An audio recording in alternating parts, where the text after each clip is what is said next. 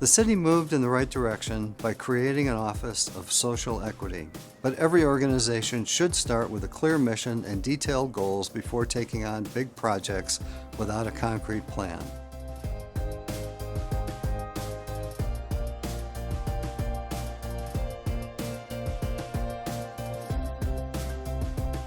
Because of a lack of ongoing support and unclear authority, the office struggles to enforce equity requirements for city agencies. The Mayor's Office of Social Equity and Innovation lacks a detailed strategic plan and other foundations for effective governance. We decided to take a look at the fundamentals of the new office to help give management a framework to set themselves up for success. But we found many of the most important first steps were missing. The Mayor's Office of Social Equity and Innovation oversees efforts to evaluate Denver's systems, policies, and practices to help increase social equity and to minimize institutional, structural, and systematic racism in city government.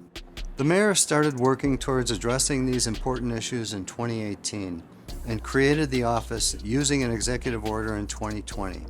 Although management agreed with all of our recommendations, their responses to the audit were disingenuous and failed to recognize the importance of our findings. The Mayor's Office of Social Equity and Innovation should document comprehensive policies and procedures. We determined the agency needs a detailed strategic plan, clearer authority when working with other agencies, and more support from the Mayor's Office. Our audit team found 6 different mission statements and 2 short strategy documents that lacked detail, clear missions, and measurable objectives.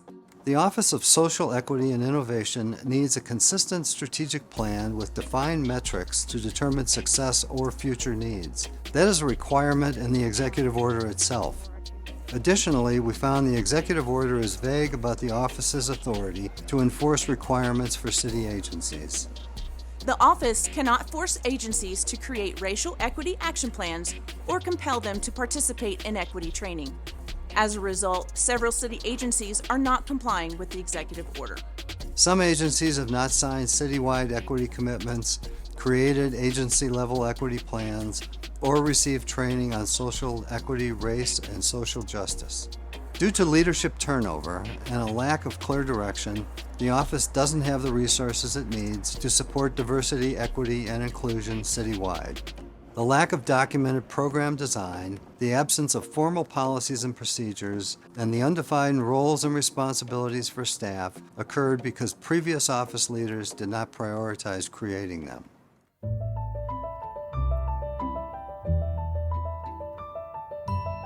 After we finished our audit work, our team discovered a previously undisclosed consulting contract the city had with the former interim chief equity officer. The contract was related to developing certain necessary strategic goals and objectives.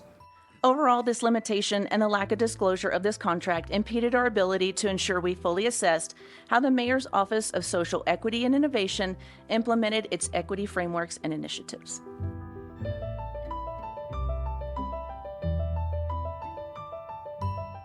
Strategic goals and objectives should be the first step as staff work to bring organization and clarity to their work citywide. Next, they should really consider making the office permanent to ensure it always has the authority and resources it needs, no matter who the mayor is. Because the office was created by an executive order, there is a risk that future mayors could end the program or revoke the order. We found no documentation that the mayor's office or social equity staff have started efforts to send a proposed ordinance through the city council legislative process as they originally intended to do when the executive order was signed. This audit was nothing beyond the norm for any assessment we might do, and no city agency is above independent assessment. At the end of the day, the city's social equity office should benefit from frank and independent recommendations to help them move forward in a positive way. For a young agency like the Office of Social Equity and Innovation, I hope our findings can be used as a roadmap to future success. Well, that's it for this episode of Ask the Auditor. If you have a question, submit it to auditor@denvergov.org, and maybe your question will be the next question we answer on the next episode of Ask the Auditor.